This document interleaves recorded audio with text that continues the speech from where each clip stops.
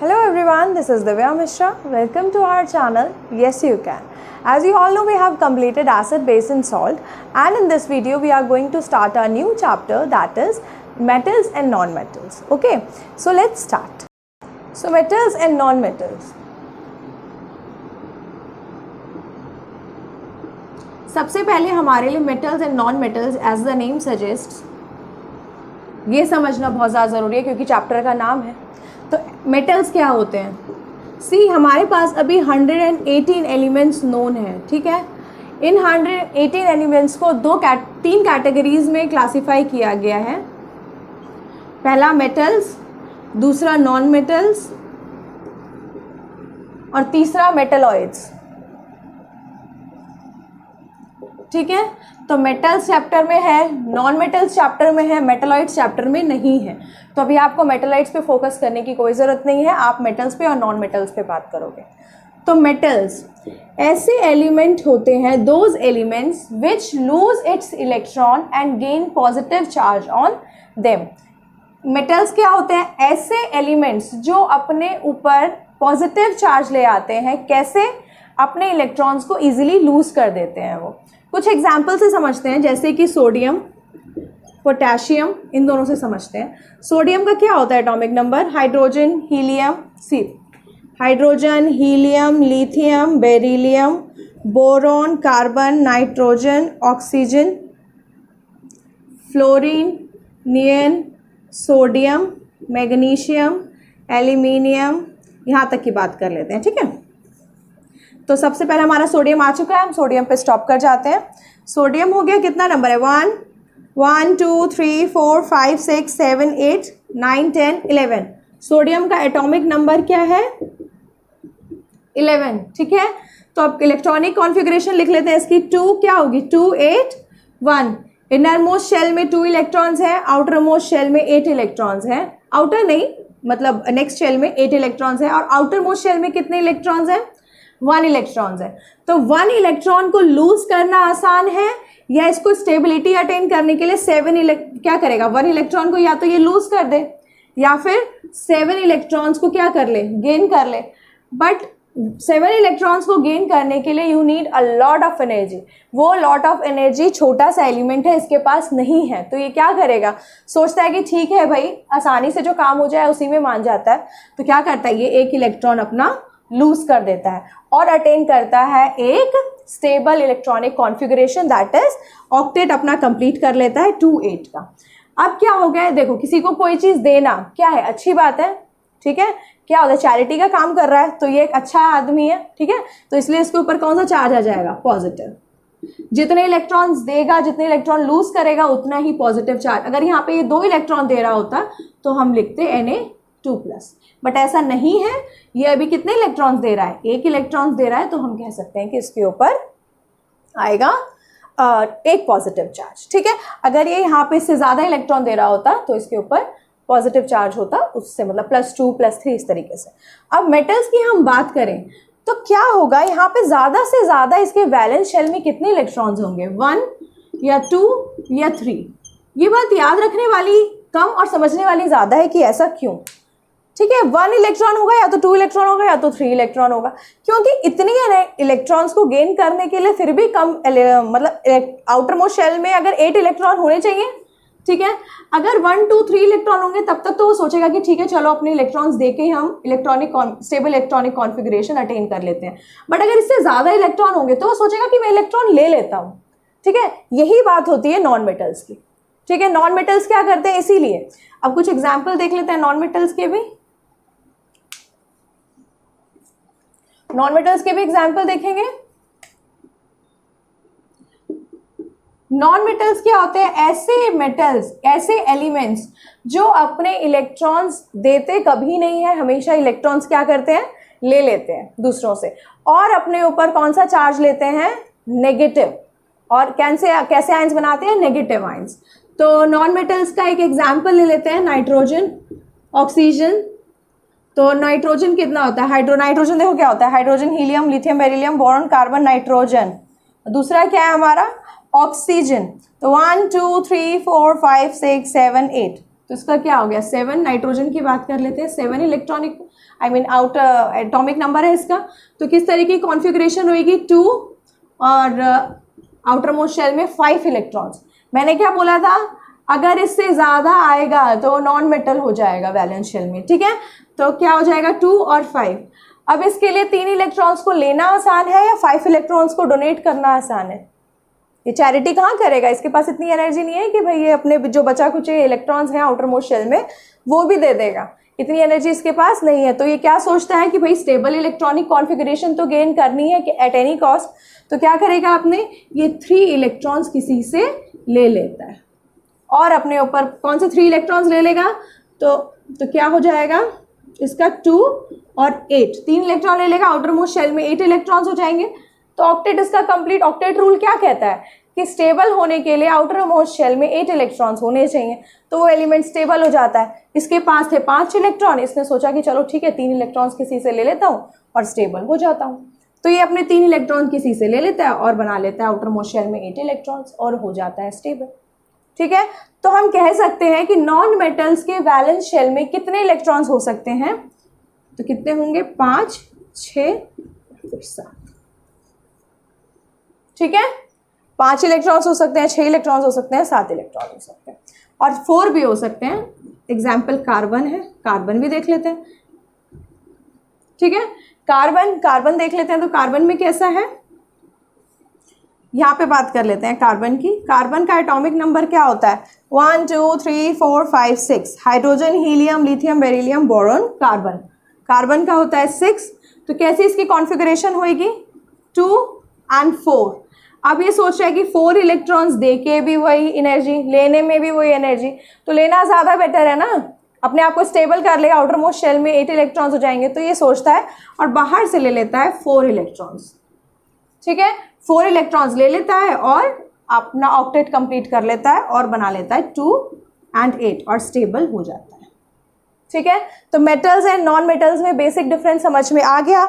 ऐसे एलिमेंट्स जो अपने इलेक्ट्रॉन डोनेट कर देते हैं या अच्छे होते हैं या कह सकते हैं चैरिटी शो करते हैं, वो होते हैं मेटल्स। इनके ऊपर पॉजिटिव चार्ज लगता है, क्यों, क्योंकि ये चैरिटी करते हैं, ये अच्छे हैं, इनका नेचर अच्छा है, ठीक है। और ये क्या करते हैं, और इनके जो वैलेंस शेल है उसमें 1, 2 या 3 इलेक्ट्रॉन्स होंगे, क्योंकि इतने इलेक्ट्रॉन्स को लूज करना आसान है। इससे अगर इलेक्ट्रॉन्स बढ़ जाएंगे तो बहुत ज़्यादा एनर्जी रिक्वायर्ड होती है, जो इन लोगों के पास नहीं होती है। इसलिए क्या करते हैं 1, 2 या 3 जो भी इलेक्ट्रॉन्स होते हैं वो ये डोनेट कर देते हैं और रिस्पेक्टिव उतना ही चार्ज इनके ऊपर आ जाता है, ठीक है। और फिर बात कर लेते हैं नॉन मेटल्स की। तो नॉन मेटल्स ऐसे एलिमेंट्स होते हैं जो अपने ऊपर नेगेटिव चार्ज ले लेते हैं और दूसरों से इलेक्ट्रॉन गेन करते हैं। ये लेते हैं किसी से तो ये इतने अच्छे नहीं माने जाते हैं, और हम कह सकते हैं ये याद करने का तरीका है कि नॉन मेटल्स हैं मतलब ये किसी से कोई हमेशा कुछ ना कुछ मांगते रहते हैं, तो ये अच्छे नहीं हैं, ठीक है। अब जैसे नाइट्रोजन ने कितने इलेक्ट्रॉन लिए थे, 3 इलेक्ट्रॉन लिए थे, 6, 7, 8, यस 3 इलेक्ट्रॉन लिए थे। तो नाइट्रोजन के ऊपर कितना आ जाएगा -3 चार्ज आ जाएगा, ठीक है। ऑक्सीजन भी देख लेते हैं। ऑक्सीजन का कितना होता है, hydrogen, helium, lithium, beryllium, boron, carbon, nitrogen, oxygen 1 2 3 4 5 6 7 8 होता है 2। और लास्ट शेल में वैलेंस शेल में कितने इलेक्ट्रॉन है 6 इलेक्ट्रॉन्स है। 6 इलेक्ट्रॉन्स है तो ये 6 इलेक्ट्रॉन्स देना पसंद करेगा या 2 इलेक्ट्रॉन्स लेना, तो ये 2 इलेक्ट्रॉन्स को गेन कर लेता है, ठीक है। गेन कर लेता है और क्या बना लेता है स्टेबल इलेक्ट्रॉनिक कॉन्फ़िगरेशन, ठीक है। तो इसने कितने इलेक्ट्रॉन्स लिए 2 इलेक्ट्रॉन्स लिए, तो इसके ऊपर आ जाएगा O-2 या O2-, ठीक है।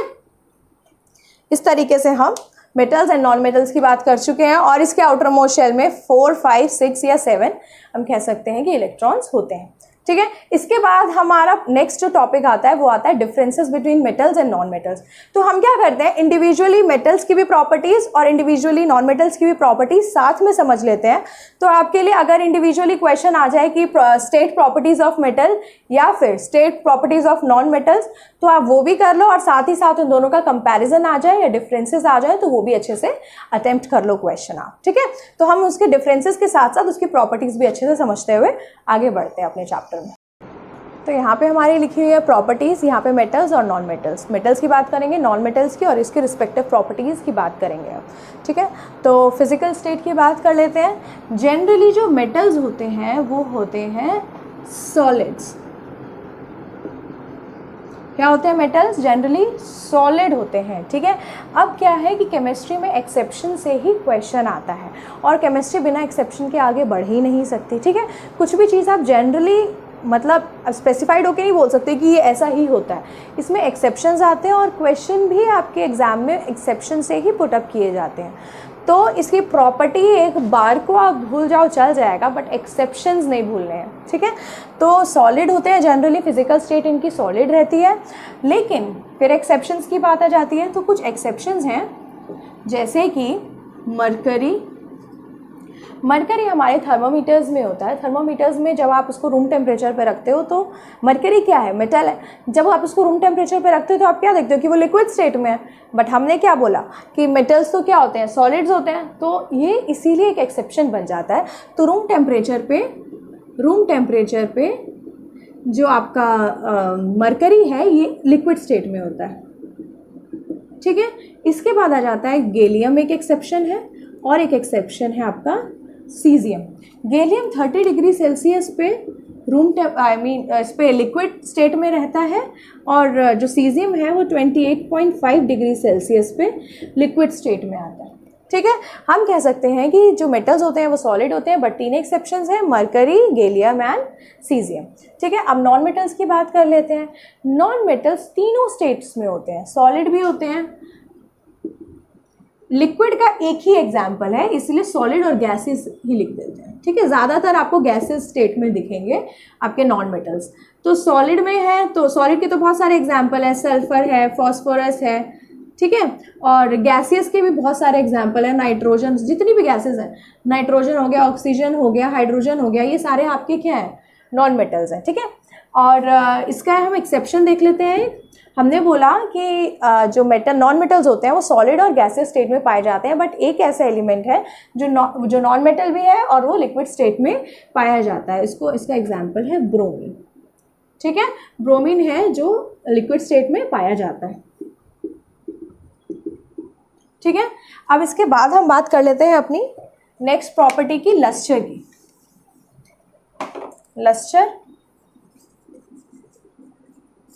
लस्टर होता है किसी भी चीज़ का shining surface. Lustre is what? वो मतलब वो पर्टिकुलर सब्सटेंस बहुत ज़्यादा शाइनिंग होगा। तो शाइनिंग होगा तो क्या करेगा? जब लाइट उस पर पड़ेगी तो लाइट को रिफ्लेक्ट कर देगा, उसमें रिफ्लेक्शन ज़्यादा होगा। इसीलिए तो लस्टर, जो हमारे मेटल्स होते हैं वो हमारे लस्ट्रस होते हैं, ठीक है। लस्ट्रस मतलब क्या? कि जैसे ही उन पे लाइट पड़ेगी तो वो लाइट को रिफ्लेक्ट कर देंगे, ठीक है। तो इसका एक एक्सेप्शन है लेड, ठीक है। लेड हमारा एक्सेप्शन है और ये क्या होता है? ये लस्टरलेस होता है। बाकी जो नॉन मेटल होते हैं वो नॉन लस्टरस होते हैं, बट स्टिल एक एक्सेप्शन है, डायमंड एंड ग्रेफाइट, ठीक है। ये दोनों लस्टर, डायमंड तो हम बोलते भी हैं कि डायमंड की तो ज्वेलरी बनाई जाती है और वो लाइट को रिफ्लेक्ट करेगा ही ऑफ कोर्स। देन ग्रेफाइट भी नॉन लस्टरस होता है, वो बहुत ज़्यादा शाइनिंग नहीं होता। तो मेटल्स में हम और एग्जाम्पल देख लेते हैं। ये तो हमने एक्सेप्शन देख लिया है, और एग्जाम्पल देख लेते हैं जैसे कि गोल्ड, सिल्वर। तो ज्वेलरी किसकी बनाई जाती है? गोल्ड और सिल्वर की बनाई जाती है। गोल्ड और सिल्वर की बनाई जाती है, इसीलिए तो क्यों बनाई जाती है? क्योंकि जब हम उसको, अगर वो शाइनिंग उसके अंदर नहीं होगी तो क्या उसका सिग्निफिकेंस रह जाएगा ज्वेलरी का, ठीक है। तो जो हमारी मेटल्स होते हैं, मेटल्स में गोल्ड और सिल्वर से हम लोग क्या करते हैं? अपनी ज्वेलरी बनाते हैं, क्योंकि मेटल्स लस्ट्रस होते हैं। एक एक्सेप्शन है लेड, ठीक है। और क्या नाम है? नॉन मेटल्स में नॉन लस्ट्रस होते हैं ये, but exceptions are always there. तो एक्सेप्शंस हो गए डायमंड एंड ग्रेफाइट। इसके बाद हम बात कर लेते हैं हार्डनेस की। हार्डनेस, देखो मेटल्स हमारे होते हैं हार्ड, ये मेटल्स हार्ड होते हैं, और नॉन मेटल्स सॉफ्ट होते हैं, ठीक है। अब ये हार्ड होते हैं तो क्यों होते हैं? सोचो, हमने बोला कि मेटल सारे सॉलिड होते हैं। अब सॉलिड होंगे तो उसके रिस्पेक्टिव जो एटम्स होंगे वो बहुत ज़्यादा क्लोजली पैक्ड होंगे, ठीक है। उनके बीच में बहुत ज़्यादा डिस्टेंस, बहुत ज़्यादा क्या, सॉलिड है तो बहुत ही कम डिस्टेंस होगा, ठीक है।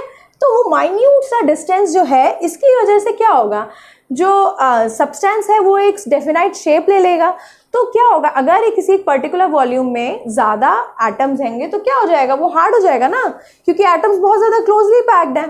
ठीक है, क्लोजली पैक्ड है, इसलिए हमने बोला कि जो मेटल्स होते हैं वो हमारे हार्ड होते हैं। But exceptions are always there. तो एक्सेप्शंस कौन कौन से हैं, देखो ये 3 एक्सेप्शंस तो होंगे ही, क्योंकि हमने बोला ये तो लिक्विड स्टेट में है, लिक्विड तो हार्ड नहीं हो सकता ना, तो ये तीनों तो एज सच लिख दो। ठीक है, इसके अलावा 3 जो याद रखने हैं आपको, सोडियम, पोटेशियम, मतलब जो इंपॉर्टेंट याद रखने हैं, रुबीडियम एंड जिंक। ठीक है, ये सारे जो एलिमेंट्स होते हैं ये हार्ड नहीं होते हैं। मतलब सोडियम और पोटेशियम ये एल्कली मेटल्स हैं, ये सोडियम और पोटेशियम तो इतने ज़्यादा सॉफ्ट होते हैं कि आप नाइफ से इसको कट करोगे तो ये कट हो जाएंगे। ठीक है, तो क्या हो गया कि सारे मेटल्स हमारे हार्ड होते हैं, बट एक्सेप्शंस हैं। कितने एक्सेप्शन है, 1 2 3 4 5 6 7 आपके एक्सेप्शंस हैं। कौन कौन से, मरकरी ये तो आपको रखने ही है, क्योंकि ये तो लिक्विड, मतलब लिक्विड फॉर्म में भी एग्जिस्ट करते हैं, तो ये तीनों तो है ही। इसके अलावा 2 एल्कली मेटल है, सोडियम, पोटेशियम, रुबीडियम, सीजियम। ठीक है, तो ये सारे हो गए। अब हमने बोला कि नॉन मेटल्स हमेशा सॉफ्ट होते हैं, ठीक है, बट स्टिल एक्सेप्शन होगा। डायमंड, डायमंड सॉफ्ट है, diamond is the hardest substance known on earth, सबसे ज़्यादा हार्डेस्ट सब्सटेंस है। और हमने बोला नॉन मेटल्स तो सॉफ्ट होते हैं, तो डायमंड क्या है, एक नॉन मेटल है, बट स्टिल ये हार्ड होता है, इसलिए ये एक एक्सेप्शन हो जाएगा। ठीक है, diamond is the hardest substance known, ये आपको याद रखना है, ये आता भी है क्वेश्चन। और अब तो आप लोगों के ऑब्जेक्टिव टाइप क्वेश्चन आएंगे, एमसीक्यू टाइप क्वेश्चन आएंगे, तो ये सब चीज़ें एक्सेप्शंस और ज़्यादा इंपॉर्टेंट हो जाती हैं।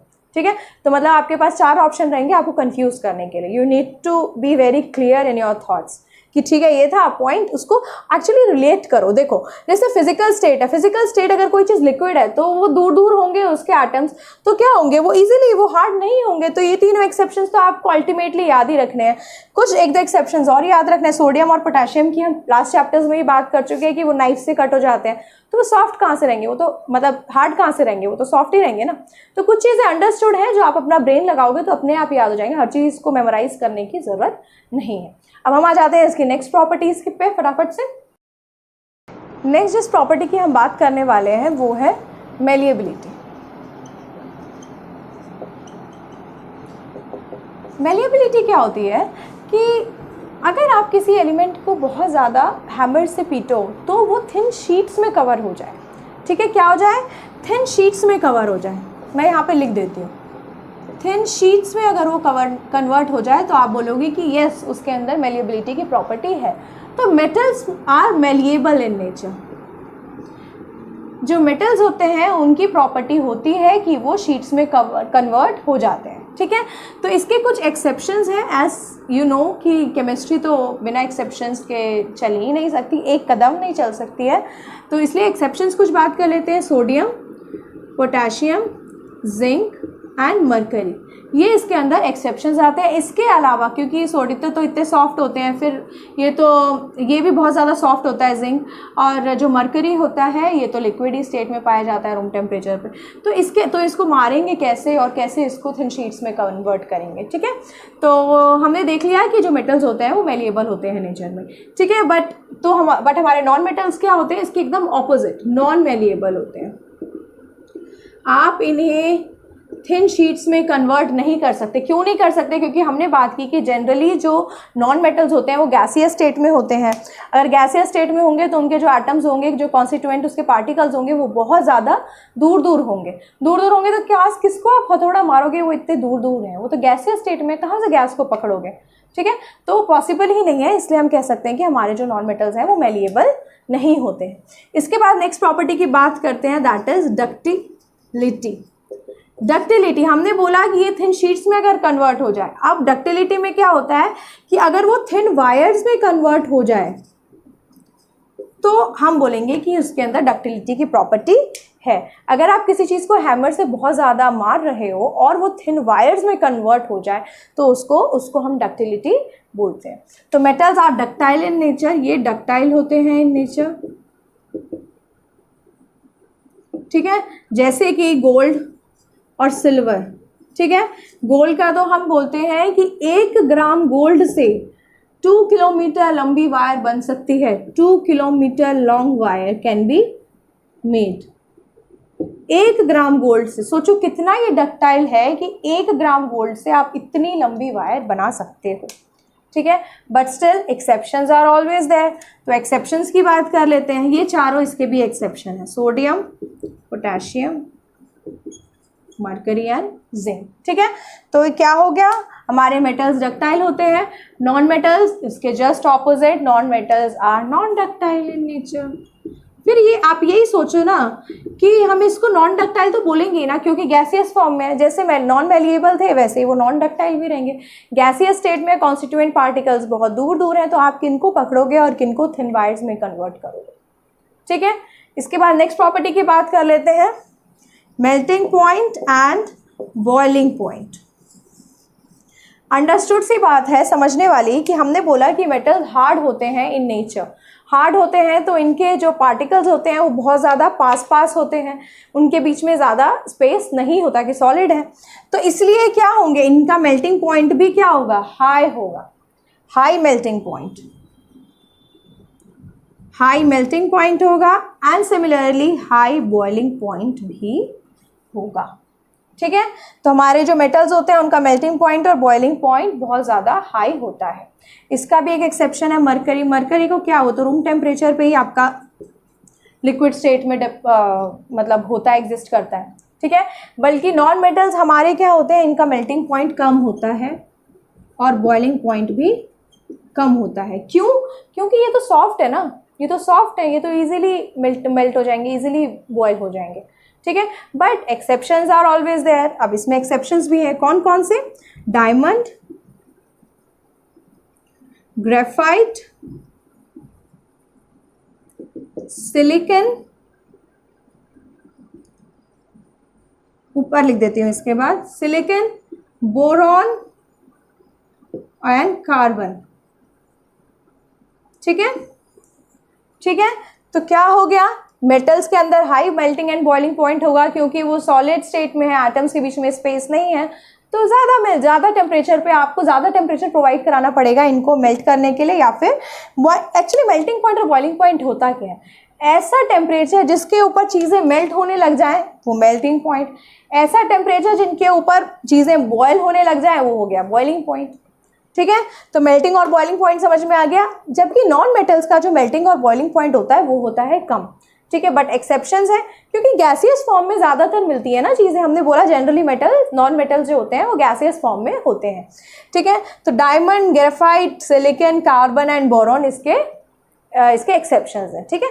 इनको डायमंड तो हमने बोला सबसे हार्ड है, तो इसको तो बहुत टेम्परेचर 3930 तक टेम्परेचर प्रोवाइड कराना पड़ता है डायमंड को करने के लिए। कितना, डायमंड को मेल्ट करने के लिए कितना टेम्परेचर कराना पड़ता है, 3930 डिग्री सेल्सियस, मतलब करीब करीब 4000 डिग्री सेल्सियस टेम्परेचर आपको प्रोवाइड कराना पड़ता है डायमंड को मेल्ट करने के लिए। और डायमंड को तो हम बोलते भी हैं कि सबसे हार्डेस्ट सब्सटेंस है, तो वो तो जल्दी कैसे मेल्ट होगा, ठीक है। तो एक्सेप्शंस आर ऑलवेज देयर, तो यहाँ के एक्सेप्शंस ये रहे, ठीक है। नेक्स्ट प्रॉपर्टी हमारी आती है डेंसिटी की। डेंसिटी का फॉर्मूला क्या होता है, मास पर यूनिट वॉल्यूम, ठीक है। अगर मास ज़्यादा होगा, क्योंकि डेंसिटी डायरेक्टली प्रोपोर्शनल है मास के, मास ज़्यादा तो डेंसिटी भी ज़्यादा, एंड वाइस वर्सा, डेंसिटी ज़्यादा मतलब मास ज़्यादा है।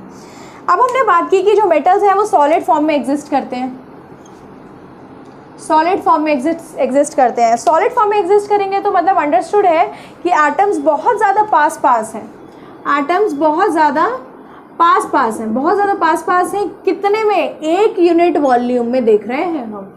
अगर 1 यूनिट वॉल्यूम में अगर कोई एटम बहुत ज़्यादा है तो हम क्या बोलेंगे, एटम ज़्यादा है तो मास ज़्यादा है, मास ज़्यादा है तो डेंसिटी ज़्यादा है।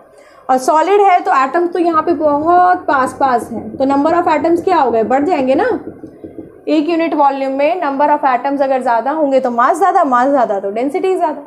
तो हम कह सकते हैं इसलिए मेटल्स की जो डेंसिटी होती है वो होती है हाई, ठीक है, but exceptions are always there. Exception कौन कौन से होंगे? Sodium and potassium. हमने बोला था कि ये सोडियम पोटेशियम बहुत ज़्यादा सॉफ्ट होते हैं, ये कट जाते हैं नाइफ से भी, तो इनकी जो डेंसिटी होती है वो इतनी कम होती है कि ये पानी पे फ्लोट करने लगते हैं, फ्लोट्स ऑन वाटर, मतलब इनकी डेंसिटी पानी से भी कम होती है, ठीक है।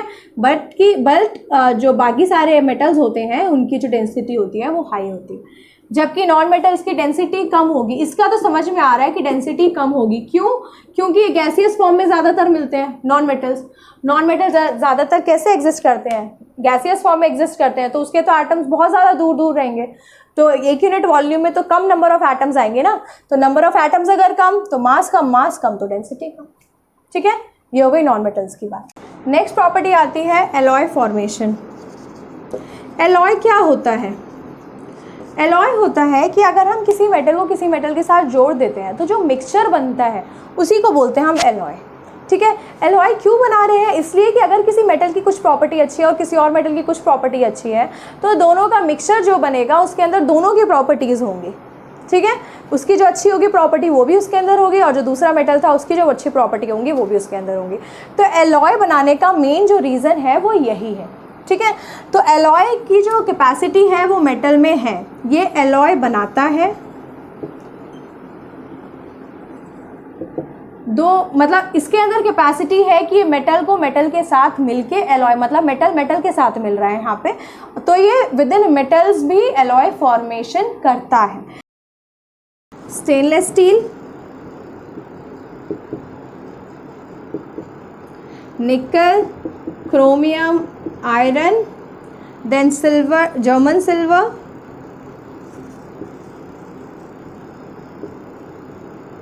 ये बना होता है क्या नाम है आपका? निकल, कॉपर एंड जिंक, ठीक है। तो हमने बात कर ली स्टेनलेस स्टील की। स्टेनलेस स्टील किस किस से मिलके बनता है? निकल, क्रोमियम एंड आयरन से। ये तीनों क्या है? मेटल्स हैं। जर्मन सिल्वर है, निकल, कॉपर एंड जिंक, ठीक है। इन तीनों चीज़ों से मिलके बनता है। अब बात कर लेते हैं नॉन मेटल्स की। तो नॉन मेटल्स के अंदर नॉन मेटल के साथ मिलके कैपेबिलिटी नहीं है एलॉय बनाने की, मतलब नॉन मेटल के साथ, जैसे मेटल के पास क्या थी? ये सब मेटल्स हैं, तो मेटल्स ने मेटल के साथ मिलके एलॉय बना लिया, लेकिन नॉन मेटल के अंदर ये कैपेसिटी नहीं है कि वो मेटल नॉन मेटल के साथ मिलके एलॉय बना सके। बट एक एक्सेप्शन तो एक है इसके अंदर, एलॉय ये नहीं बनाते हैं ज़्यादातर, बट एलॉय फॉर्मेशन ये नहीं करते हैं, और बट एक एक्सेप्शन है, नॉन मेटल के साथ मिलके एलॉय बना रहा है। कैसे? जैसे कार्बन है, कार्बन क्या है? एक नॉन मेटल है। कार्बन को जब हम मिक्स कर देते हैं किसके साथ? क्या नाम है आपका? आयरन के साथ, तो वो बना लेता है स्टील, ठीक है। और स्टील क्या है? एक एलॉय है। तो कार्बन को हम यहाँ पे मेटल, ये है नॉन मेटल और ये है आपका मेटल। नॉन मेटल यहाँ पे मेटल के साथ मिलके एलॉय बन रहा है स्टील, ठीक है। तो मेटल्स के अंदर कैपेसिटी है मेटल के साथ मिलके एलॉय बनाने की, बट नॉन मेटल में ये कैपेसिटी नहीं है कि वो नॉन मेटल के साथ मिलके कोई एलॉय बनाए, ठीक है। तो इसको एक्चुअली क्या होता है, देखो non metal generally solid state में नहीं और गैसियस स्टेट में मिलते हैं, ठीक है। तो गैसियस स्टेट में मिल गए तो कैसे कोई सब्सटेंस बना पाएंगे? तो गैसियस स्टेट में है तो कोई हार्ड सब्सटेंस तो ये बना नहीं पाएंगे, तो इनको मिलना पड़ता है मेटल्स के साथ, क्योंकि मेटल्स जनरली हार्ड होते हैं, ठीक है। तो मेटल के साथ मिलके ये कुछ प्रिपेयर कर सकते हैं, अपने आप मिलके नॉन मेटल से मिलके नहीं बना सकता है कोई एलॉय, ठीक है। नेक्स्ट प्रॉपर्टी आती है आपकी थर्मल कंडक्टिविटी। थर्मल कंडक्टिविटी या फिर कह सकते हैं इलेक्ट्रिकल कंडक्टिविटी। ये दो तरीके की हम कंडक्टिविटी पे अब बात करेंगे। थर्मल कंडक्टिविटी मतलब टेम्परेचर, कोई चीज़ आपने एक कॉर्नर से, मेटल है मान लो, यहाँ पे आपने उसको हीट प्रोवाइड करी, ठीक है, तो ये कंडक्ट होके यहाँ तक पहुँच जाएगी, इसको बोलेंगे थर्मल कंडक्टिविटी। क्यों? क्योंकि टेम्परेचर का डिफरेंस आ रहा है। पहले ये चीज़ ठंडी थी, अब ये चीज़ गर्म हो गई क्योंकि आपने हीट प्रोवाइड करी है। इलेक्ट्रिकल कंडक्टिविटी मतलब यहाँ पे अगर आपने इलेक्ट्रिसिटी पास कराई है तो इस एंड तक पहुँच गई, उसको बोलेंगे थर्मल इलेक्ट्रिकल कंडक्टिविटी। क्योंकि आप क्या कंडक्ट करा रहे हो? थर्मल कंडक्टिविटी में टेम्परेचर कंडक्ट कर रहे हो और इलेक्ट्रिकल कंडक्टिविटी में इलेक्ट्रिसिटी कंडक्ट कर रहे हो। ठीक है, तो अब मेटल्स की बात कर लेते हैं। मेटल्स हमने बात की सॉलिड स्टेट में थे। ठीक है, सॉलिड स्टेट में थे तो इसके क्या हो गए? मान लो ये मेटल है तो ये सॉलिड स्टेट में है तो इसके अंदर क्या होगा? मेटल्स बहुत ज़्यादा पास होंगे। ठीक है, तो ये मेटल्स बहुत ज़्यादा पास होंगे। तो जब हम यहाँ से उसको हीट प्रोवाइड कराएंगे, मान लो हीट प्रोवाइड किया तो एक एटम गर्म हुआ, वो उसने क्या किया? फिर वाइब्रेट करना शुरू कर दिया। जब उसने वाइब्रेट किया तो ये जाके दूसरे एटम से टकराया, फिर उसने उसको भी वाइब्रेट करना शुरू कर दिया। इस तरीके से ये वाइब्रेशन यहाँ तक पहुँच जाएगी और ये एंड भी क्या हो जाएगा? गर्म हो जाएगा। ठीक है, क्योंकि ये क्या होते हैं? हार्ड होते हैं ना, तो एटम्स बहुत पास होंगे। तो एक एटम भी अगर वाइब्रेट होगा तो वो दूसरे एटम को, दूसरा तीसरे एटम को वाइब्रेट करना शुरू कर देगा। तो ये क्या होते हैं? इसलिए ये गुड कंडक्टर होते हैं, थर्मल कंडक्टिविटी। ठीक है, they are good thermal conductors. ठीक है, वैसे ही इलेक्ट्रिसिटी में होता है। आप इलेक्ट्रिसिटी पास कराओगे, एक एटम वाइब्रेट किया, फिर दूसरा, फिर तीसरा, फिर इस तरीके से वो दूसरे एंड तक चला जाता है। ठीक है, तो हम कह सकते हैं कि मेटल्स हमारे गुड होते हैं थर्मल कंडक्टिविटी में और इलेक्ट्रिकल कंडक्टिविटी में। ठीक है, जबकि नॉन मेटल्स गुड कंडक्टर्स नहीं होते हैं क्योंकि ये गैसियस फॉर्म में है। एक एटम अगर हिल भी रहा है तो दूसरे एटम तक उसकी वाइब्रेशन दूसरे एटम्स तक नहीं पहुंचती है। ठीक है, नेक्स्ट हम प्रॉपर्टी की बात कर लेते हैं, सोनोरस। मेटल्स क्या होते हैं? सोनोरस नहीं होते। सोनोरस की प्रॉपर्टी क्या होती है? बेसिकली जब हम किसी चीज़ पे, मतलब किसी मेटल को हम उसी मेटल से मान लो जोड़ रहे हैं तो सोनोरस पर टन सी आवाज़ आती है, तो उसको बोलते हैं हम सोनोरस की प्रॉपर्टी। तो मेटल में सोनोरस की प्रॉपर्टी आती है, जैसे जो मंजीरे बजते हैं, क्या नाम है, कीर्तनों में, भजन में, तो वो क्या होते हैं? वो मेटल्स के ही बने होते हैं। मेटल्स के बने होते हैं तो वो जो आवाज़ आती है उसको हम बोलते हैं। तो मेटल्स हमारे होते हैं सोनोरस और नॉन मेटल्स हमारे सोनोरस नहीं होते। इनके अंदर ये प्रॉपर्टी, ये टन वाली साउंड आवाज़ इसमें भी आएगी, बट वो टन वाली आवाज़ जिसको सोनोरस की प्रॉपर्टी बोलते हैं वो इसके अंदर नहीं होती है। ठीक है, एक लास्ट प्रॉपर्टी की बात कर लेते हैं, टाइप ऑफ आयन। ये हम तभी बात कर चुके हैं जब हमने मेटल्स की बात की थी। ये कैसा आयन बनाएंगे? ये मेटल्स की क्या प्रॉपर्टी होती है? मेटल्स की डेफिनेशन हमने क्या पढ़ी थी? ऐसे एलिमेंट्स जो अपने इलेक्ट्रॉन को लूज कर देते हैं और अपने ऊपर पॉजिटिव चार्ज गेन करते हैं, या हम कह सकते हैं पॉजिटिव आयन बना लेते हैं, उनको हम बोलते हैं मेटल्स। तो ये कैसे आयन्स बनाएंगे? पॉजिटिव आयन्स बनाएंगे। इस पॉजिटिव आयन्स को क्या बोलते हैं? कैटायंस। ठीक है, तो हमने बात कर ली, पॉजिटिव आयंस बनाएंगे मेटल्स। तो ये क्या बनाएंगे? नॉन मेटल्स कैसे एलिमेंट्स थे? ऐसे एलिमेंट्स जो दूसरों के इलेक्ट्रॉन ले लेते हैं अपने आप को स्टेबल करने के लिए और गेन कर लेते हैं नेगेटिव चार्ज। ये कौन सा चार्ज बनाते हैं? नेगेटिव चार्ज अपने ऊपर ले लेते हैं, इनको बोलेंगे, ये बनाएंगे एनायन। तो हम समझ चुके हैं थर्मल कंडक्टिविटी और इलेक्ट्रिकल कंडक्टिविटी मेटल्स शो करेंगे। क्यों? क्योंकि वो सॉलिड होते हैं तो वाइब्रेशंस के थ्रू दूसरे एंड तक पहुंच जाएंगे, ये गुड कंडक्टर्स हैं।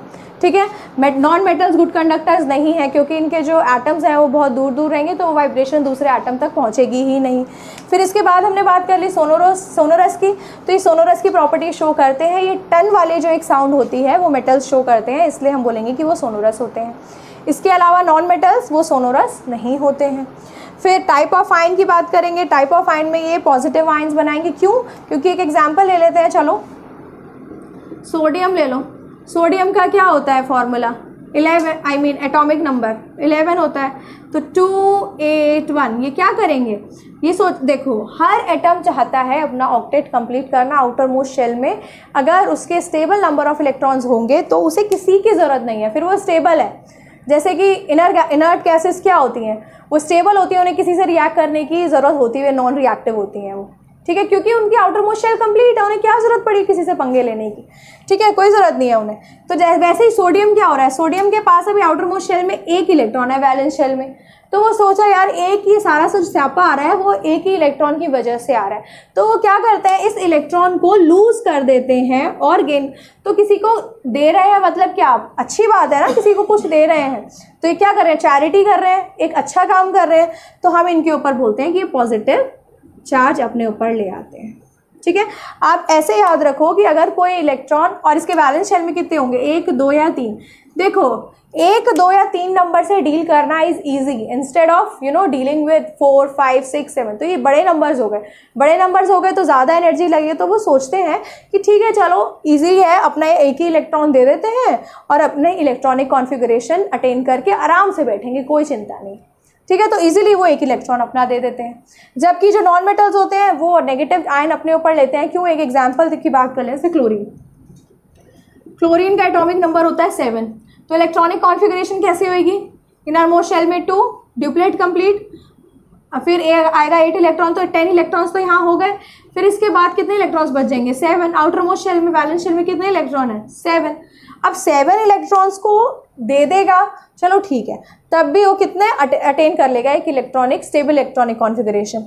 और क्या ऑप्शन है उसके पास, या फिर उसे इलेक्ट्रॉन्स दे दे या फिर वो सिर्फ एक इलेक्ट्रॉन ले ले, तो 7 इलेक्ट्रॉन्स को देना इज वेरी डिफिकल्ट एंड एक इलेक्ट्रॉन को लेना इज सो इजी। तो वो क्या करेगा कि ठीक है भाई एक इलेक्ट्रॉन मैं किसी से जुगाड़ करके ले लेता हूँ, तो क्या करेगा, एक इलेक्ट्रॉन किसी से ले लेगा और उस पर एक नेगेटिव चार्ज आ जाएगा। तो जो नॉन मेटल्स होते हैं वो एनायन बनाते हैं और जो मेटल्स होते हैं वो कैटायंस बनाते हैं। ठीक है, तो हमने आज अपनी कंप्लीट कर ली है सारी की सारी फिजिकल प्रॉपर्टीज़। अब हम नेक्स्ट लेक्चर में इनकी केमिकल प्रॉपर्टीज़ की बात करेंगे। होपफुली आपको चैप्टर समझ में आया होगा। अब मिलते हैं अपने नेक्स्ट लेक्चर में केमिकल प्रॉपर्टीज़ के साथ। Thank you.